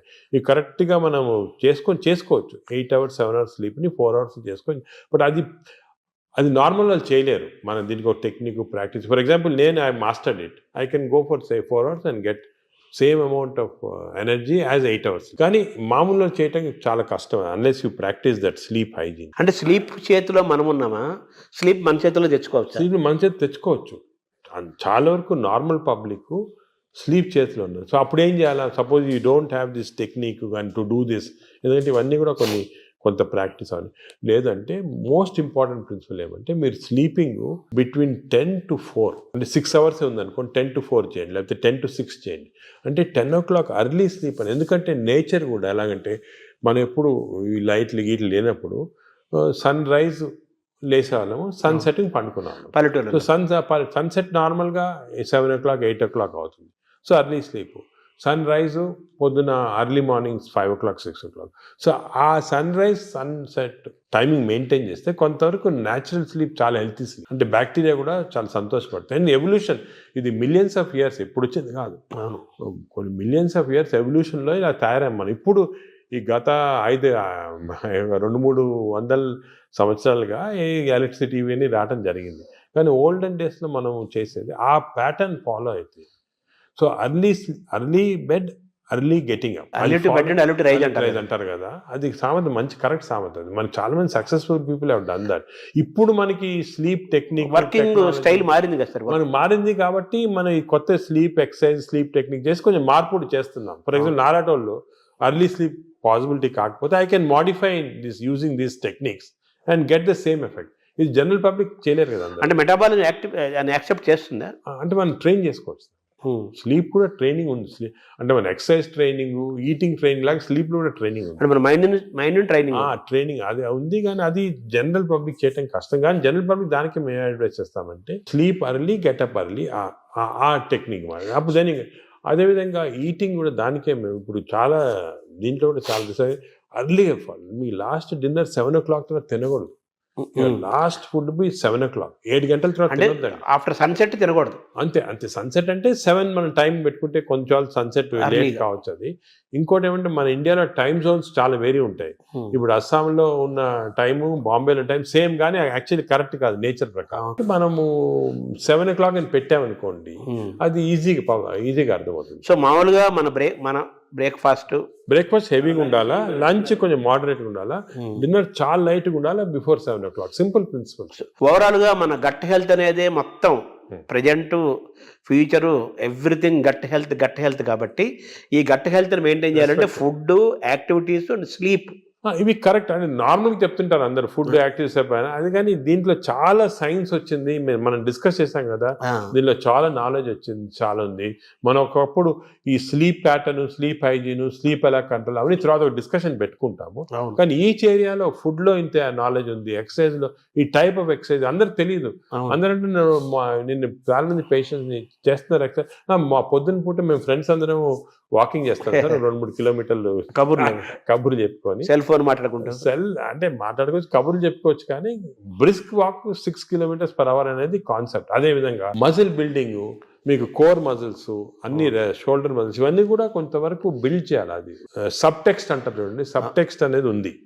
ఓవరాల్ గా హెడ్డింగ్ అనేది సబ్ టెక్స్ట్. అది సో పీపుల్ కొంచెము వాళ్ళు అవేర్నెస్ తెచ్చుకొని దీని గురించి ఇంట్రెస్ట్ తీసుకొని దీనికి ఒక మంచి ఓన్ యువర్ ఓన్ బాడీ అంటాం మనం. మా రీసెంట్గా మన డాక్టర్ మంచి డాక్టర్ సరీన్ గారు అని ఢిల్లీలో బుక్ రాశారు, ఓన్ యువర్ ఓన్ బాడీ. అంటే మన బాడీకి వీఆర్ రెస్పాన్సిబుల్. అంతే కదా. వేరే మీ డాక్టర్ బాగా చేస్తారు, లేకపోతే మా హెల్త్ బాడీ మంది కదా, అవన్నీ కరెక్ట్ కాదు. మన బాడీ మనం ఓన్ చేయాలి. ఇప్పుడు మనకి ఏదైనా ప్రెషియస్ వస్తువు ఉందనుకోండి ఇంట్లోనే, మనం ఎంత జాగ్రత్తగా చూసుకుంటాం దాన్ని, మనం బాడీని అంత జాగ్రత్త చూసుకోవటం లేదు. అది ఇన్నర్ ఇంజనీరింగ్ అంటారు కదా. మనలోకి మనం లోపలికి చూసుకుంటూ, మనల్ని గమనించుకుంటూ, మన శరీరాన్ని మనం ఓన్ చేసుకుంటూ, మన హెల్త్ ని మనం డ్రైవ్ చేసి సింపుల్ ప్రిన్సిపల్స్ ఫాలో అయితే అంతే చాలా వరకు మనం బాడీ, మనం లైఫ్ స్పాన్ పెంచుకోవచ్చు హెల్తీగా. అంటే ఇంకోటి, ఇప్పుడు it is not question of life span, ఆ వర్డ్ తీస్తాం మన డిక్షనరీ. హెల్త్ స్పాన్ అంటే మనం ఎన్ని రోజులు బాగా జీవించవచ్చు. నార్మల్గా ఈ యానిమల్స్ అన్ని కూడా ఒక లైఫ్ స్పాన్ అని ఉంటుంది కదా, ఒక్కొక్క ఏజ్ ఉంటుంది. Human beings actually 120 years normal. అవును. బట్ 120 years ఎంతమంది చాలా తక్కువ మంది. ఎందుకంటే ఇవన్నీ ఈ ప్రాబ్లమ్స్ వల్ల మనకి we don't want 120 years life span, ఏదో కర్రలు పట్టుకొని నడవలాగా. హెల్త్ స్పాన్ మీకు 80 years or 90 years బాగా హెల్తీగా ఉన్నాం అనుకోండి, చాలా. అది సో హెల్త్ అంటే మన టాబ్లెట్, మెడిసిన్స్ ఇవన్నీ వేసుకొని ఎంత తక్కువ లైఫ్ స్పాన్ పెరుగుతుంది. ఇప్పుడు పరిస్థితి అది కరెక్ట్ కాదు. మనం ఎంత హెల్తీగా ఉంటే అసలు ఇవన్నీ కూడా diabetes, heart disease, liver fatty, ఇవన్నీ రివర్సిబుల్. క్యాన్సర్ కొన్ని ప్రివెంటబుల్, క్యాన్సర్ రివర్సిబుల్ కాదు, ప్రివెంటబుల్. డయాబెటీస్, హార్ట్, మన అన్ని వెజల్స్ బ్లాక్ అయిన తర్వాత we have seen by following certain principal you can reverse it. మీకు అవసరం లేదు. షుగర్ రివర్స్ చేయొచ్చు, హార్ట్ రివర్స్ చేయొచ్చు, లివర్ ఫ్యాట్, లివర్ కరెక్ట్. ఈ ప్రిన్సిపల్స్ ఫాలో అయ్యి అంత ఆహారము, యాక్టివిటీ, స్లీప్ అంతా complete it's the digestive system. Sir ఈ క్రమంలో మీరు బ్లూ జోన్ 5 చెప్పారు. ఇప్పుడు బ్లూ జోన్ స్టడీ చేయండి. మీరు అనేది ప్రజలు కూడా బ్లూ జోన్ బుక్స్ తీసుకొని అసలు వాళ్ళు ఎందుకు ఇన్ని రోజులు హెల్తీగా ఉంటున్నారు అని స్టడీ చేస్తే దీంట్లో చాలా నాలెడ్జ్ ఉందండి. అంటే ఇది ఇప్పుడు వచ్చింది కాదు. ఈ బ్లూ జోన్ అనేది 10,000 years గా జరుగుతూ ఉంది. మన భారతదేశాన్ని బ్లూ జోన్ గా మార్చలేదు. మనకి భారతదేశం బ్లూ జోన్. నాదేంటి, నేను చాలా మందికి ఈ పాలిటిక్స్ చెప్తుంటా, why can't we convert at least some part of India into blue zones? చేయొచ్చు. మన తెలుగు ప్రాంతాలను చేయొచ్చు. తెలుగు ప్రాంతాలను బ్లూ జోన్ చేయాలి. అంటే ఈ బ్లూ జోన్ అంటే ఒకరిద్దరు పాటించింది కాదు, ఆ పాపులేషన్ అంతా పాటించాలి.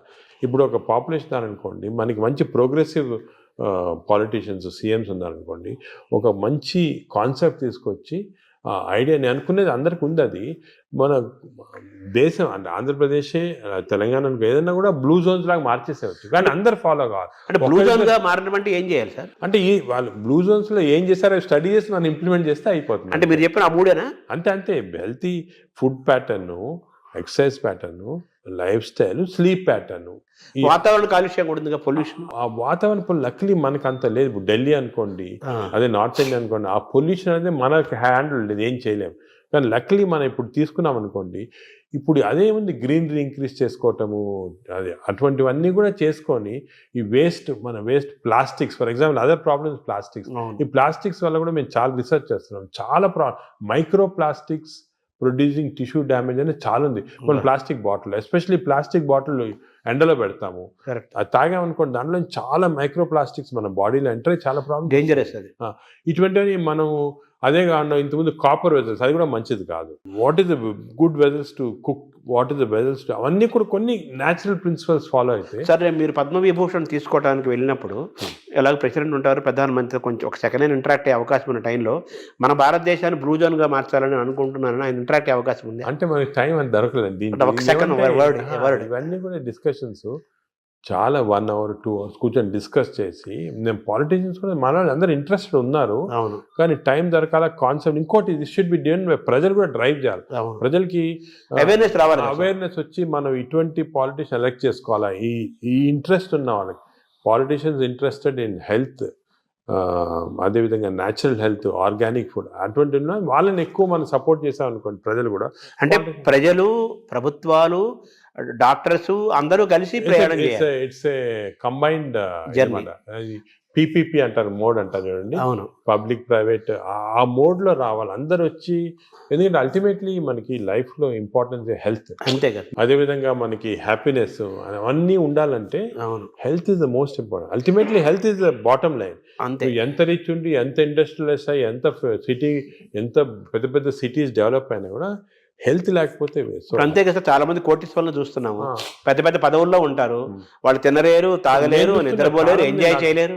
I'm seeing so many rich patients, అవును, చాలా పెద్ద పొజిషన్ లో ఉన్నారు, చాలా వాళ్ళ ఫీల్డ్స్ లో చాలా famous.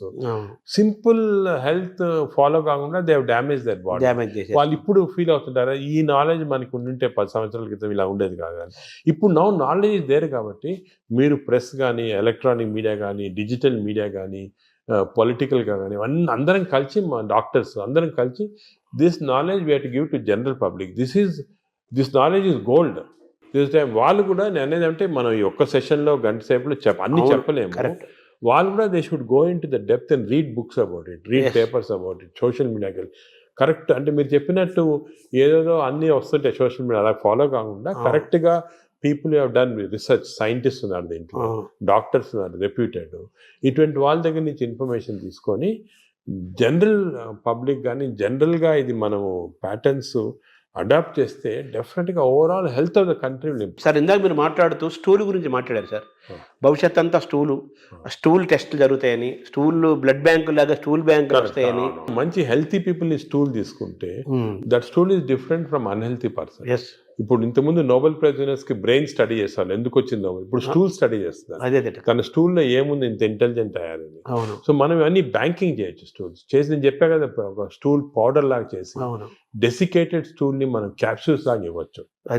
The future treatment is going to be that. Stool banks, stool desiccated stool capsules, ఇవి దీంతో ట్రీట్మెంట్ స్టార్ట్ చేస్తాం. స్టూల్ అనేది రేపు చాలా అత్యంత విలువైన, ఖరీదైన వస్తువు అవుతున్నట్టు కదా. గోల్డ్ అంటారు, న్యూ గోల్డ్. ఇంతకుముందు ఆయిల్ అంటే గోల్డ్ అనేవారు, ఇప్పుడు స్టూల్ ఈజ్ బికమింగ్ గోల్డ్ అన్నమాట. అంటే మైక్రోబయామ్స్ అంటారు. ఈ మైక్రోబయామ్ నాలెడ్జ్ ఇప్పుడు ఈవెన్ యానిమల్స్, ఇప్పుడు కొన్ని ఫారెస్ట్లో కలెక్ట్ చేస్తున్నారు, ఆఫ్రికన్ ఫారెస్ట్ అంతా, ఎలిఫెంట్ స్టూల్ ఎలా ఎందుకు డిఫరెంట్ ఉంది వీళ్ళది. So what are the characters, what give strength to the elephant, what is there in this. ఇందులో నుంచి మనం IBSకి వద్దాం సార్. ఈ IBS గురించి కూడా చాలా చర్చ జరుగుతుంది. ఆ బౌల్ సిండ్రోమ్, ఇరిటబుల్ బౌల్ అంటారు కదా, బౌల్ సిండ్రోమ్, అది కూడా మనకు చాలా ఇంపార్టెంట్. చాలా మంది, కోట్లాది మంది ఫేస్ చేస్తున్న ఇష్యూస్ అవి. మీరు అన్నట్టు IBS 30% of normal population IBS ఉంది. IBS అంటే ఏమి? IBS అంటే symptoms because of gut changes. అంటే డైరియా రావచ్చు, కాన్స్టిపేషన్ రావచ్చు, పెయిన్ రావచ్చు, ఈ కాంబినేషన్ రావచ్చు. దీని అంటే కడుపు ఉబ్బరము, అరక్కపోవటము, కడుపులో మంటలు, బ్లోటింగ్, డిస్టెన్షన్, ఇది అది అగైన్ కనెక్టెడ్ టు మైక్రోబయామ్. ఈ ఇరిటబుల్ బౌల్ సిండ్రోమ్ అనేది అగైన్ చెడ్డ అలవాట్ల వల్ల, నువ్వు ఎక్కువ డ్రింక్స్ వల్ల, స్మోకింగ్ వల్ల, ఎక్సర్సైజ్ లేకుండా ఉండటం వల్ల, ఇవన్నీ కూడా. ఇప్పుడు రీసెంట్గా మన రీసెర్చ్ ఏమంటే ఈ కెమికల్స్, ఇంటెస్టైన్స్లో కెమికల్స్ చాలా ఉన్నాయి అని చెప్పే కదా, సెరోటోనిన్, డోపమైన్. ఈ కెమికల్ ఇంబ్యాలెన్స్ వల్ల ఇంటెస్టైన్లో కూడా ఐబిఎస్ వస్తుంది. ప్లాస్టిక్ దాని రోల్ కూడా ఉంది కదా సార్ ఇందులో. ప్లాస్టిక్స్ చాలా పెద్ద రోల్ ఉంది. Microplastics are very danger. ఇది కూడా మనం government has to take very serious. Plastics ban చేయటము, అదే కూడా విధంగా ఏ ఏరియాలో ఇప్పుడు ఈ ప్లాస్టిక్స్ అనేది పెద్ద ఇండస్ట్రీ. దీన్ని చేంజ్ చేయాలంటే చాలా డిఫికల్ట్. మనం ఫర్ ఎగ్జాంపుల్ ఈ ఫిష్లో చూసాం కదా, మేము కొన్ని ఫిషింగ్స్, ఈ కోస్టల్ ఏరియాస్ ఫిష్లో చాలా ప్లాస్టిక్స్ వాళ్ళు తినేస్తున్నారు. ప్లాస్టిక్స్ అంటే సీలో కానీ రివర్లో కానీ మనలో వేస్తారు. అవి తిని even not drinking plastics, even eating plastics containing food ఇండైరెక్ట్గా, మీట్, ఫిష్, దాంట్లో కూడా మిల్క్లో వెళ్ళిపోతున్నారు plastic. So good cholesterol, bad cholesterol అంటారు కదా సార్. అవునవును. మామూలుగా మీరు ఇందా చెప్పారు గుడ్ బ్యాక్టీరియా, బ్యాడ్ బ్యాక్టీరియా. ఈ గుడ్ కొలెస్ట్రాల్ని పెంచుకోవటం, బ్యాడ్ కొలెస్ట్రాల్ని పోగొట్టుకోవటం కూడా మనకి ఈ బ్యాక్టీరియా దీనికి మైక్రోబియం లింక్ అయి ఉంటుంది. లింక్ ఉంది, లింక్. ఎందుకంటే ఇప్పుడు గుడ్ కొలెస్ట్రాల్ అంటే ఏమి అగే ఇది కూడా పోలీస్ మ్యాన్ లాగా. కొలెస్ట్రాల్ బాడీలో రొటేట్ అవుతుంది కదా, ఆల్ ద ఎల్డిఎల్ కొలెస్ట్రాల్ అంటాం. These are all bad people, terrorist, వీళ్ళందరూ they are bad people. HDL cholesterol అనేది పోలీస్ పీపుల్. ఈ హెచ్డిఎల్ కొలెస్ట్రాల్ కాన్స్టెంట్లీ బాడీలో తిరుగుతూ ఉంటుంది. ఎక్కడెక్కడ ఈ బ్యాడ్ కొలెస్ట్రాల్, బ్యాడ్ పీపుల్ ఉంటే తీసేస్తూ ఉంటుంది మనం. సో హెచ్డిఎల్ కొలెస్ట్రాల్ ఎక్కువ చేసుకోవాలి మనం, అంటే గుడ్ కాప్స్ని ఎక్కువ చేసుకోవాలి, గుడ్ పోలీస్ వాళ్ళని ఎక్కువ చేసుకోవాలి. అది ఫుడ్ హ్యాబిట్స్, ఎక్సర్సైజ్, కొన్ని పర్టికులర్ టైప్స్ ఆఫ్ ఫుడ్లో కూడా హెచ్డిఎల్ కొలెస్ట్రాల్ ఇంక్రీజ్ అవుతుంది. ఇవి చేసి అవి హెచ్డిఎల్ కొలెస్ట్రాల్ నార్మల్గా 40 లిమిట్, 40 కన్నా తక్కువ ఉంటే మంచిది కాదు. మీరు బ్లడ్ ల్యాబ్లో చెక్ చేసుకోవచ్చు. మీ హెచ్డిఎల్ కొలెస్ట్రాల్ 40 కన్నా తక్కువ ఉంటే మంచిది కాదు, అది ఇంక్రీజ్ చేయాలి. అబోవ్ 60 ఉంటే మంచిది, అంటే ఎక్కువ పోలీసు వాళ్ళు ఉన్నారు మీ బాడీలో. ఈ ఎల్డిఎల్ కొలెస్ట్రాల్ 100 కన్నా ఎక్కువ ఉండకూడదు, మంచిది కాదు. 100 కన్నా తక్కువ ఉంటే 70, ఇప్పుడు మేము న్యూ లిమిట్ 70 పెట్టాం. ఎల్డిఎల్ కొలెస్ట్రాల్ 70 కన్నా తక్కువ ఉండి హెచ్డిఎల్ కొలెస్ట్రాల్ 60 కన్నా ఎక్కువ ఉంటే అంటే మంచి కాప్స్ ఉన్నాయి బాడీలో, ఈ టెర్రరిస్ట్ని, థీవ్స్ అని తీసేస్తున్నాయి అన్నమాట. సో అది ఏం చేయాలి, 60 HDL, less than 100 or less than 70 LDL cholesterol. Sir ఈ క్రమంలో మీరు బాగా అవేర్నెస్ తీసుకొచ్చే టాపిక్స్లో ఫ్యాటీ లివర్ ఒకటి తీసుకొస్తున్నారు కదా సార్. ఆ ఫ్యాటీ లివర్ పెరుగుతుంది కదా ఇప్పుడు చాలా. ఇది ఎపిడమిక్ అండి ఫ్యాటీ లివర్. నేను I'm very worried about it. ఎందుకంటే మేము స్టడీ చేస్తున్నాం పాపులేషన్స్ 30-40%లో మన ఇండియాలో ఈ ఫ్యాటీ లివర్ ఇండియాలో ఎందుకు ఎక్కువ ఉన్నాయంటే మన జీన్స్లో కొన్ని ఫాల్ట్ ఉంది. ఇండియన్ జీన్స్, మిడిల్ ఈస్టర్న్ జీన్స్లో కొంచెం ఫాల్ట్ వల్ల ఫ్యాటీ లివర్ ఈజీగా వస్తుంది. పొట్టలు వస్తుంటాయి. స్కాన్ చేసుకుంటే ఫ్యాటీ లివర్ కనపడుతుంది. ఈ లివర్ కూడా గట్ తర్వాత second most important organ is liver. ఈ liver is controlling heart. Fatty liver ఉన్న వాళ్ళు ఫ్యాటీ లివర్తో చనిపోరు. ఫ్యాటీ లివర్ ఉన్న వాళ్ళు హార్ట్ డిజీజ్తో చనిపోతారు, బ్రెయిన్ డిజీజ్ అంటారు.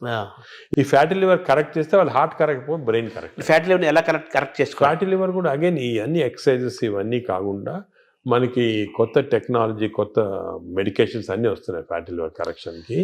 ఫ్యాటీ లివర్కి మైక్రోబయామ్కి చాలా సంబంధం ఉంది. ఫ్యాటీ లివర్కి ఇంటెస్టైన్స్కి చాలా సంబంధం ఉంది. నవ్ వీఆర్ డూయింగ్ కొత్త రీసెర్చ్ ఏమంటే ఈ ఇంటెస్టైన్ డియోడనల్ మ్యూకోజాని మేము మార్పుడు చేస్తున్నాం ఎలక్ట్రోపోరేషన్ అనే టెక్నిక్ తోటి. అంటే చేంజ్ చేసేవచ్చు. చేంజ్ చేస్తే దాంట్లో ఫ్యాటీ లివర్ తగ్గిపోతా ఉంది అక్కడ.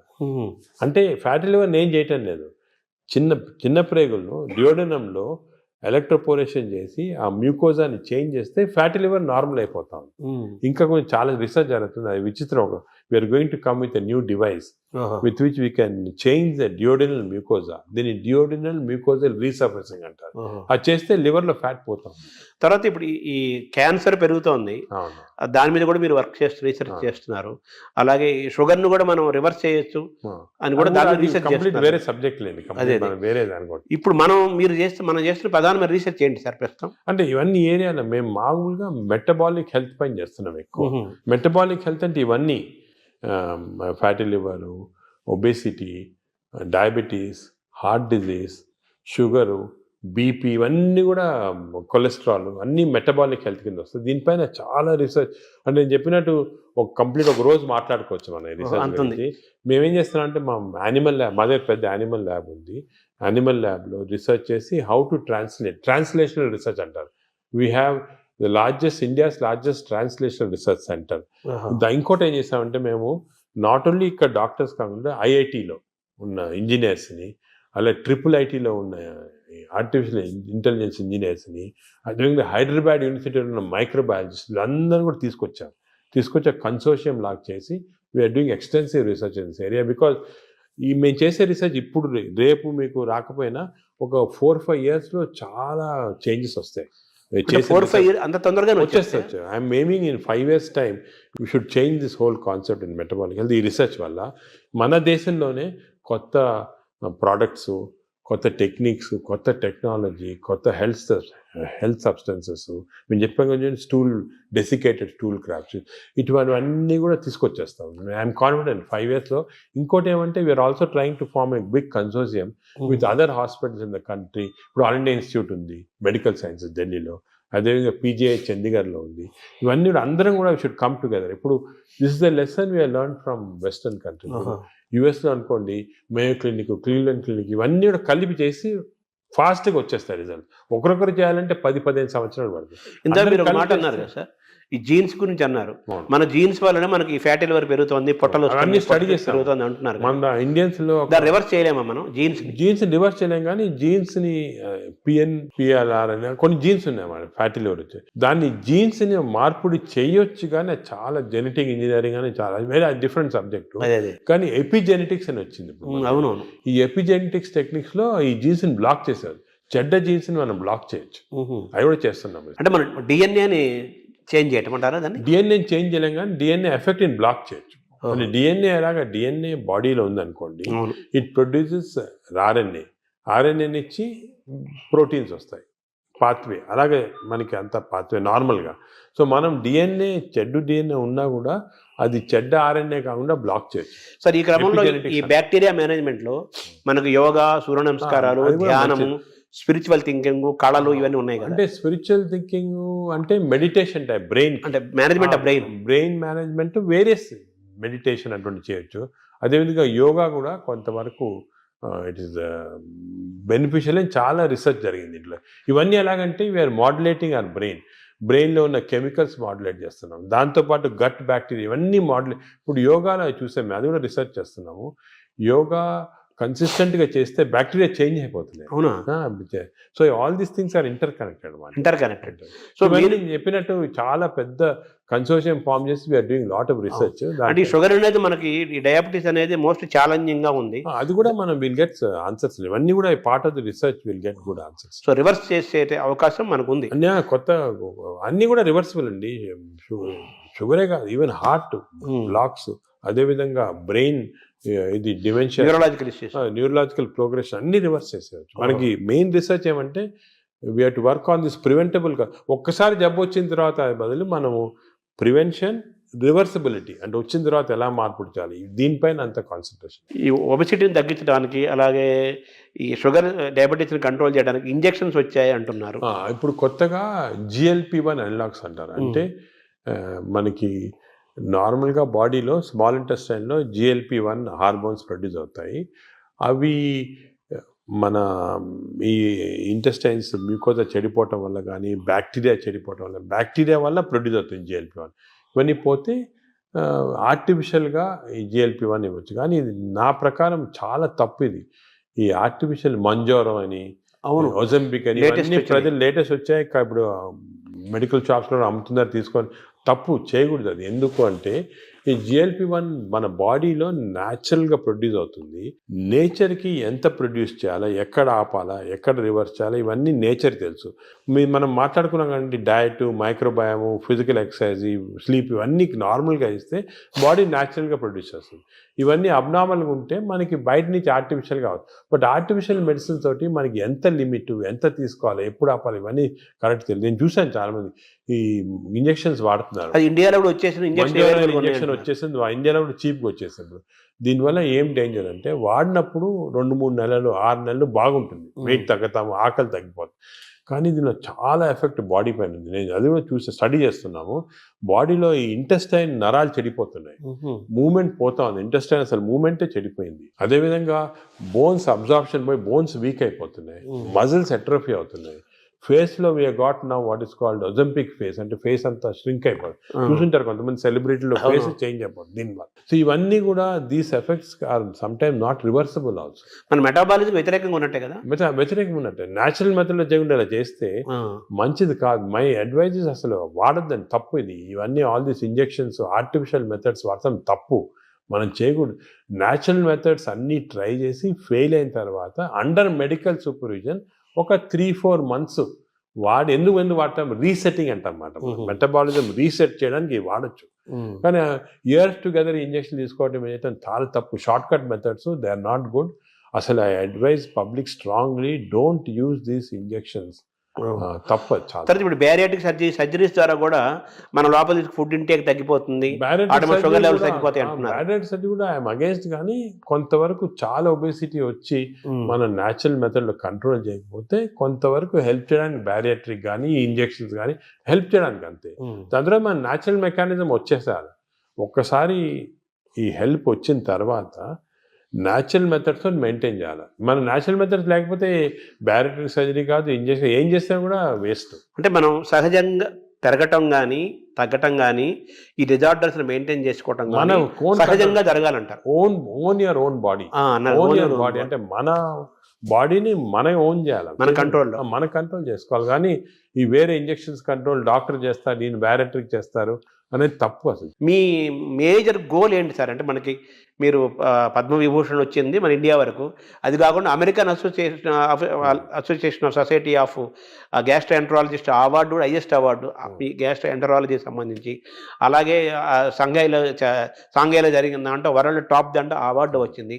అది మీ ప్రొఫెషన్కి మీ సబ్జెక్ట్కి అది డిఫరెంట్గా హైయెస్ట్ అవార్డ్స్ అవి. నెక్స్ట్ నోబుల్ మన భారతదేశానికి నోబుల్ రాదా? అంటే ఇలా చేయటం వల్ల నోబుల్ అవుతాం, పని చేయడం వల్ల గుర్తింపు కోసం పనిచేయటం కాదు. అంటే ఈ గుర్తింపులన్నీ కూడా మనము మీరు చెప్పినట్టు గుర్తింపుల కోసం ఎవరు పనిచేయరు. ఈ నోబెల్ ప్రైజ్ కానీ గుర్తింపు రావడం, మనం పని చేస్తూ ఉంటే కొంతవరకు రికగ్నిషన్ వస్తుంది, వేరే ఆర్గనైజేషన్ రికగ్నైజ్ చేస్తారు. ఈ రికగ్నిషన్స్ కూడా నా ప్రకారం అది ఇంపార్టెంట్ కాదు. సరే ఇయర్ పద్మవిభూషణ్ వచ్చింది, మేము సంతోషపడతాము, ఓ రెండు సంవత్సరాలు మర్చిపోతాం. ఇంకేమైనా అడిగారనుకోండి వచ్చిందా, ఆయనకు వచ్చిందా అలాగంటారు. అంటే ఈ అవార్డ్స్ అన్ని కూడా ట్రాన్సియెంట్, జన గుండెల్లో ఉండాలి. మనకు కాదు అసలు, మనం దీని గురించి కూడా ఇంపార్టెన్స్ ఇవ్వకూడదు. ఇవన్నీ టెంపరీగా ట్రాన్సియెంట్గా ఏదో recognition. But our goal should be మనం సొసైటీకి ఏం చేయొచ్చు, ఎలాగ మార్పుడి చేయొచ్చు. ఇండివిజువల్గా డాక్టర్స్ అందరూ కూడా అందరూ బాగా పనిచేసి దే హెల్ప్, చాలా మందికి పేషెంట్స్ హెల్ప్ చేస్తారు, లైఫ్ సేవింగ్ చేస్తారు, అన్నీ చేస్తారు. ఆ సాటిస్ఫాక్షన్ అనేది వస్తుంది మాట. అంటే ఈ ఏఏజీ యొక్క మేజర్ గోల్ ఏంటంటే, మాకు ఇప్పుడు పబ్లిక్ అంటే ప్రజల్లో హెల్త్ గురించి ఒక మార్పుడి రావచ్చు. It has to be done in ethical way, proper way. ఈ మోడర్న్ మెడిసిన్ ఒక విధంగా, అదే కాకుండా అంటే మోడర్న్ మెడిసిన్ అంటే ఏంటి సార్? అంటే ఇప్పుడు మోడర్న్ టెక్నాలజీ వచ్చాయి కదా, ఈ టెక్నాలజీతో మేము రోబోటిక్ సర్జరీ చేస్తున్నాం, ఈ సర్జరీ, ఇది ఒక ఆస్పెక్ట్. ఇదే కాకుండా general public health awareness తీసుకురావటము, natural మెథడ్లో హౌ పీపుల్ కెన్ బెనిఫిట్ అనేది, ఇవన్నీ కూడా ఒక ఎథికల్ వేలో చేయటము, ఇవి చాలా ముఖ్యమైన మా ఎయిమ్స్ మాట. అంటే వైద్యం అనేది అత్యంత ఖరీదైన అంశంగా మారిపోయింది కదా ఇప్పుడు. అది ఖరీదైన అంటే కొంతవరకు బికాస్ టెక్నాలజీ వల్ల దానివల్ల అవన్నీ ఉంటాయి, అది తీసేయండి. అది కూడా మేము మన ఓన్ టెక్నాలజీ తయారు చేయటం, దానికి ఇంజనీరింగ్ ఐఐటీస్ తోటి మేము చాలా చేస్తున్నాం. సో టెక్నాలజీ కాస్ట్ ఇప్పుడు ఇండియాలో ప్రస్తుతము $6 billion worth of medical equipment import చేస్తున్నాం. దాంట్లో 1.5 billion ఫ్రమ్ అమెరికా ఇట్సెల్ఫ్. ఈ ఇంపోర్ట్స్ ఎలా తగ్గించవచ్చు, ఎలాగ దీన్ని జీరోకి తీసుకురావాలా, ఇటువంటి అన్నీ ఒకే. సో మన టెక్నాలజీ చీప్లో వస్తే అదే సేమ్ థింగ్ విల్ ట్రాన్స్ఫర్. అంటే మనం ఇందాక ప్రారంభంలో మాట్లాడుకున్నట్టుగా మన ఫుడ్ హ్యాబిట్స్ మారడం వల్ల ఆ యూరోపియన్ బ్యాక్టీరియా నుంచి మన బ్యాక్టీరియా మనం తెచ్చుకోవాలి. న్యాచురల్ మెథడ్లు ఎలా చేయొచ్చు, పబ్లిక్ నేచర్ అంటే న్యాచురల్గా బాగా హెల్తీగా ఎలా ఉండొచ్చు. సో వెస్టర్న్ డిజీజెస్, వెస్టర్న్ ఇవి ఎలా ఇవన్నీ కూడా comprehensive health health for people అనేది మా ఏం. అంటే ఒక సింపుల్ సెంటెన్స్ చెప్పండి, హెల్త్ ఫర్ పీపుల్. ఇప్పుడు గ్యాస్ట్రోఎంట్రాలజీ అనే సబ్జెక్ట్లో హాంకాంగ్ నెంబర్ 1గా ఉందా? గ్యాస్ట్రోఎంట్రాలజీలో Hong Kong Prince of Wales hospital number 1 institute అది. దాని గురించి వాళ్ళు చాలా రీసెర్చ్ చేసి డెడికేటెడ్గా లాస్ట్ 50 yearsగా వర్క్ చేస్తున్నారు. అదే. సో వాళ్ళతో మేము అసోసియేషన్ చేసి, ఫర్ ఎగ్జాంపుల్ అక్టోబర్లో Hong Kong Prince of Wales hospital, AG hospital India combined symposium చేసి అందరు డాక్టర్స్ని పిలిచాం ఇండియాలో. సో వాళ్ళు కూడా దే కెన్ లెర్న్ అక్కడ ఏం చేస్తున్నారు, మనం ఏం చేయొచ్చు, మనం అంటే ఇవన్నీ కూడా. ఇంకోటి ఏమంటే మెడిసిన్ ఇంపార్టెంట్, కాన్స్టెంట్గా వేరే వాళ్ళ చేత నేర్చుకోవాలి. మనమే గ్రేట్, మనమే పెద్ద ఎక్స్చేంజ్ వేరే వాళ్ళు ఏం చేస్తున్నారు, మనకన్నా ఏమైనా బెటర్ చేస్తున్నారు, అది మనం చేయొచ్చా, ఏది చేస్తే మన ప్రజలకి బెనిఫిట్ వస్తుంది, అది ఎప్పుడు కాన్స్టెంట్ చూస్తూ ఉండాలి. చాలా అంటే ఈ గ్యాస్ట్రోఎంట్రాలజీలో ఫస్ట్, సెకండ్, థర్డ్గా తీసుకుంటే మన ఏజీ థర్డ్ ప్లేస్లో ఉందంటున్నారు కదా, సెకండ్ ప్లేస్ ఇంకేంటి హాంకాంగ్ తర్వాత? హాంకాంగ్ తర్వాత మేయో క్లినిక్ ఉంది యునైటెడ్ స్టేట్స్లో. వాళ్ళు కూడా చాలా రీసెర్చ్ చేస్తున్నారు. వాళ్ళు వేరే టైప్ ఆఫ్, అది హై టెక్నాలజీ రీసెర్చ్ అంతా. సో హాంకాంగ్ వాళ్ళు ఇన్ బిట్వీన్ మనకేమంటే అవసరము ఈ ఫస్ట్, సెకండ్, థర్డ్ అది చూసుకోకుండా మన ప్రజలు, అంటే మన ఇన్స్పిరేషన్ కోసం మన ప్రజలకి తక్కువ కాస్ట్లో ఏం చేయొచ్చు. ఇప్పుడు హాంకాంగ్లో ఏం చేస్తారు, మేయో క్లినిక్లో ఏం చేస్తున్నారు, అదేవిధంగా ఇటలీలో జెమినీ హాస్పిటల్ ఉంది, వాళ్ళు కూడా 4th ప్లేస్లో ఉన్నారు, వాళ్ళే చేస్తారు. ఇవన్నీ కూడా మన దగ్గర అడాప్ట్ చేసి తక్కువ ఖర్చులో మన ప్రజలకి ఎలాగ బెనిఫిట్ చేయొచ్చు, how can we work for that అనేది మా డాక్టర్స్ అందరూ కూడా ఆ కల్చర్ ఒకటి వచ్చింది మాట. సో నెలకు ₹1,00,00,000 జీతాన్ని కూడా ఇవ్వడానికి 10 ఏళ్ల క్రితం మీకు అవకాశం వచ్చినా కానీ అవన్నీ వదులుకొని ఇక్కడే ఉంటున్నందుకు, ఏజెంట్ డెవలప్ చేస్తున్నందుకు మీరు తృప్తిగా ఉన్నారా? నాకైతే చాలా తృప్తి, సాటిస్ఫాక్షన్. ఎందుకంటే నాకు యూఎస్ఐలో ఆఫర్స్ వచ్చినప్పుడు అక్కడ ఒక జూయిష్ డాక్టర్ ఉండేవాడు. ఆయన చెప్పాడు, మీకు హార్వర్డ్లో బెస్ట్ హాస్పిటల్లో నీకు ఇంత పెద్ద ఉద్యోగం వస్తే ఎందుకు వద్దనుకోని ఇక్కడ వచ్చి. నేను అన్నాను, సార్ నేను వచ్చి నెలకు ₹1,00,00,000 అది అన్నాను. నేను వచ్చి లేదు అని వచ్చిన తర్వాత ఇప్పుడు ఆయన వాళ్ళ స్టూడెంట్స్ మన దగ్గర ట్రైనింగ్ పంపిస్తున్నారు. హార్వర్డ్ ప్రొఫెసర్ ఈ sending his students for training to AG. ఆయన లెటర్ రాశాడు, నువ్వు చేసిన డిసిషన్ కరెక్ట్ డిసిషను, ఇన్ని 30 సంవత్సరాల క్రితము వద్దనుకొని వచ్చేయటం ఇక్కడ మంచిదైంది.